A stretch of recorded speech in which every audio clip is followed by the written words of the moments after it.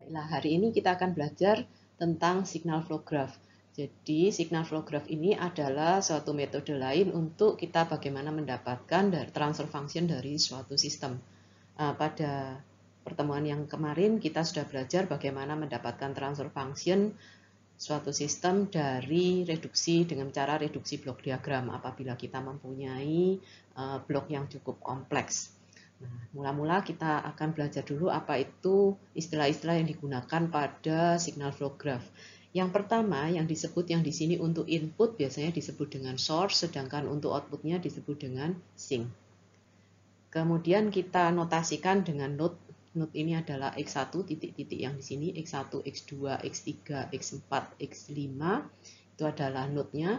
Kemudian untuk yang garis-garis di sini, ini adalah branch-nya. Jadi ini adalah branch-nya. Kemudian ABC di sini, ini adalah untuk gain-nya. Jadi gain-nya ABCDE. Kemudian ada yang disebut juga mix node. Jadi artinya pada node ini kita mempunyai dua cabang, dua atau lebih. Jadi bukan hanya satu. Ini adalah mix node. Kemudian ada lagi yang disebut dengan path. Path itu adalah lintasan yang pada graf ini. Jadi dalam hal ini misalnya ini A, B, C itu adalah path. Kemudian misalnya A, B, kemudian kita kembali di sini E, itu adalah path. Nah, yang kalau pada arah maju berarti itu yang disebut dengan forward path. Forward path di sini adalah A, B, C dalam hal ini. Nah, kemudian apa yang disebut ada juga yang disebut dengan loop.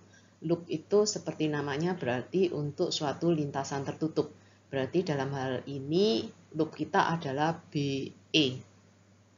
Jadi itu adalah istilah-istilah yang kita gunakan pada signal flow graph.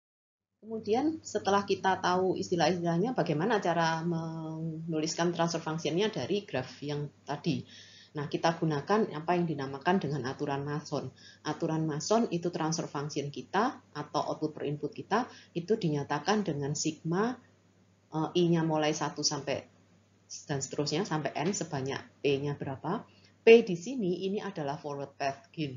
Jadi untuk yang arah majunya apa saja gitu. Kita harus menyebutkan semua untuk forward path gain-nya dari pada graf kita. Nah, kemudian yang disebut dengan delta I. Nah, delta I di sini itu sebetulnya adalah sama dengan delta dengan menghilangkan loop-loop yang bersentuhan dengan lintasan I. Nah, delta itu apa gitu ya? Kita perlu mencari delta dulu baru kita bisa mendapatkan delta I-nya.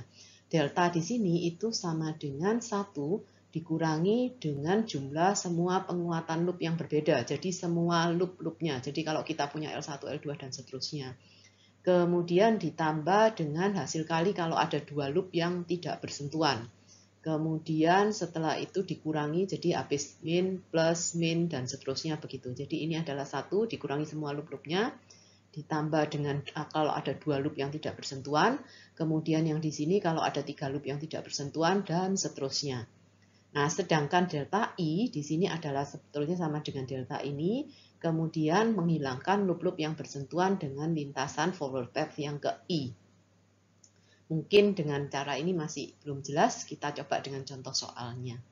Kita ambil aja contoh soal yang sudah kita kerjakan kemarin ya. Kemarin kita punya contoh soal seperti ini, kemudian kita sudah melakukan reduksi blok diagram, sehingga kita dapatkan hasil transfer function kita seperti ini. Nah, berarti kita akan mendapatkan transfer function dari sistem yang sama, yang sudah kita selesaikan dengan menggunakan reduksi blok diagram. Kali ini kita akan menggunakan aturan Mason. Jadi pertama-tama akan kita gambar dulu signal flow graph-nya. Kita gambar dulu signal flow graph-nya, yang di sini inputnya ini adalah R, atau kita sebut dengan source. Ini pada source dan sink itu biasanya hanya mempunyai satu branch, jadi ini saya berikan penguatannya 1, tidak berubah. Kemudian yang di sini ini untuk summing point, ada 2 summing point ini supaya kita tidak bingung membedakan ini masuknya di mana, supaya nanti tidak bersentuhannya bisa kita lihat dengan jelas. Ini juga saya berikan 1. Kemudian Yang di sini adalah gainnya G1, kita berikan note lagi. Ini adalah G2, dan yang di sini adalah G3. Nah, untuk outputnya, karena sync biasanya nanti hanya mempunyai satu branch, maka ini saya tambahkan satu penguatan di sini, besar 1. Ini adalah C-nya. Kemudian kita gambarkan H2 itu adalah yang dari sini sampai sini. Inputnya dari ini. Kalau kita perhatikan ini negatif feedback, berarti saya harus juga memberikan nilai min H2 begitu. Kemudian yang di sini ini adalah untuk feedback yang ini adalah H1 positif feedback. Kemudian yang satu lagi kita punya feedback kita yang dari sini. Ini negatif feedback, berarti saya berikan min 1 begitu. Jadi kita sudah selesai menggambarkan flow graph kita. Sekarang tinggal kita tuliskan untuk masing-masing loop dan path-nya.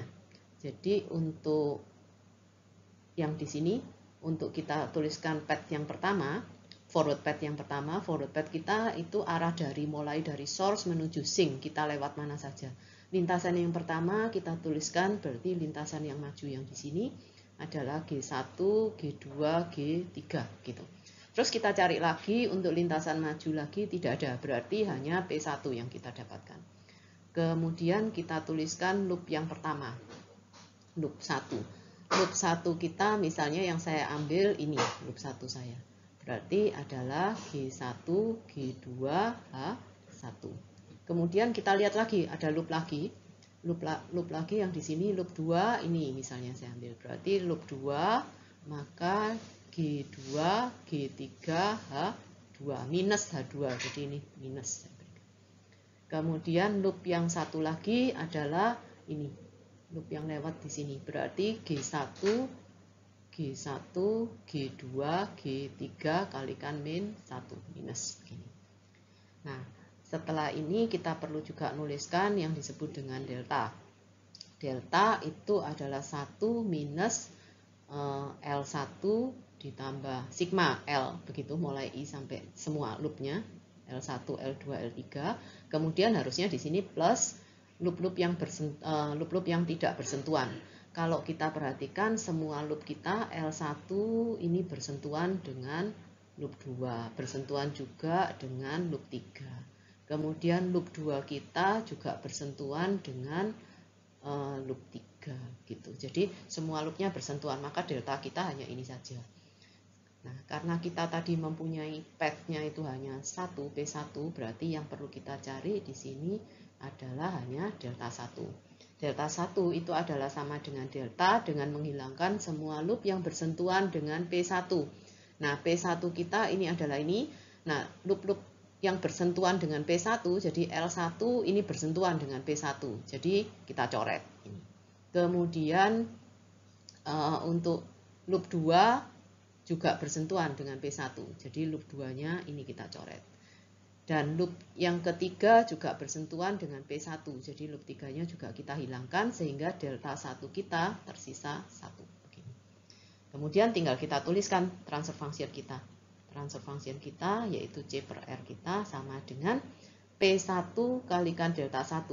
Berarti G1, G2, G3 dibagi begini dengan delta. Deltanya adalah 1 minus L1 kita, G1, G2, H1, kemudian min menjadi plus G2, G3, H1, plus G1, G2, G3. Nah, kalau kita perhatikan transfer function kita yang kita dapatkan dengan aturan Mason ini sama dengan yang kita lakukan dengan menggunakan reduksi blok diagram. Nah, mana yang akan kita gunakan terserah, kita bisa memilih mau yang mana. Demikian cara menggunakan mendapatkan transfer function dari signal flow graph. Nah, pada slide yang ini dan slide yang setelah ini kita ada contoh soal yang dapat kalian kerjakan sebagai latihan bagaimana mendapatkan transfer function dengan menggunakan signal flow graph. Kalau kita perhatikan soal yang 3 soal yang berikut ini itu sebetulnya sudah kalian kerjakan dengan menggunakan reduksi blok diagram. Jadi sudah didapatkan transfer function-nya, nanti hasilnya bisa dicocokkan begitu. Bagaimana kalau dengan menggunakan signal flow graph, karena hasilnya harusnya untuk transfer function itu sama, baik kita mau menggunakan dengan reduksi blok diagram ataupun dengan signal flow graph. Demikian materi kita tentang signal flow graph. Apabila ada yang belum jelas, dapat kalian tanyakan kepada saya. Selamat belajar.